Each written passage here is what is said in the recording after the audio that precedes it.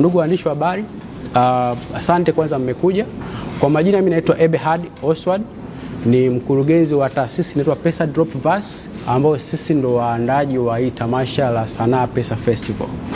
Tamasha la Sanaa Pesa Festival ni tamasha ambalo lengo lake kubwa ni kuhakikisha kwamba tunapeleka elimu ya fedha kwa vijana Tanzania, lakini pia tunatengeneza platform ya wasanii kukutana na taasisi za kifedha. Ni platform ambayo tulianzisha mwaka 2024, ilikuwa successful, tulifanya Ubungo Plaza, na kwa uwezo wa Mwenyezi Mungu walikuja wasanii 800 ambao walipata elimu ya fedha.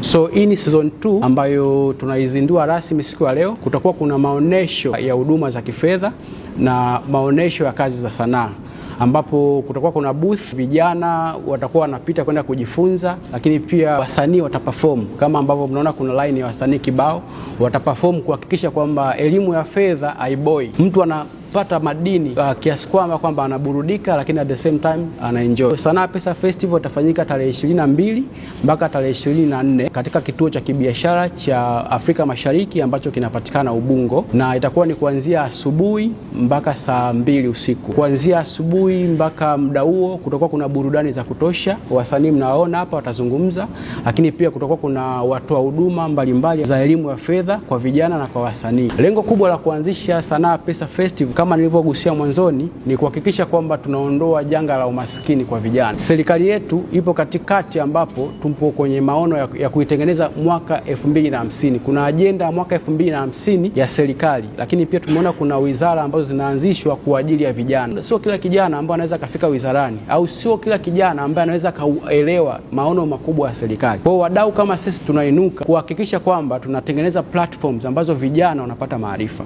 Ukimfuata kijana wa kawaida mtaani ukimwambia kwamba kuna mfuko wa maendeleo ya vijana ambao unatoa mikopo kwa vijana, ajue anaanzia wapi. Lakini sisi kama Sanaa Pesa Festival tunawatoa baraza la uwezeshaji kutoka ofisini, tunawaleta mtaani ili waweze kupiga story, lakini pia kutoa elimu na pia kuangalia namna ya kuweza kufikisha ile mifuko kwa vijana.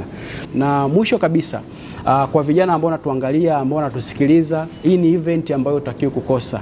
Yaani kosa event zote, lakini hii ni event ambayo utakiwa kukosa, kwa sababu burudani zipo, lakini elimu ya fedha ambayo inakusaidia wewe kuweza kujitambua kiuchumi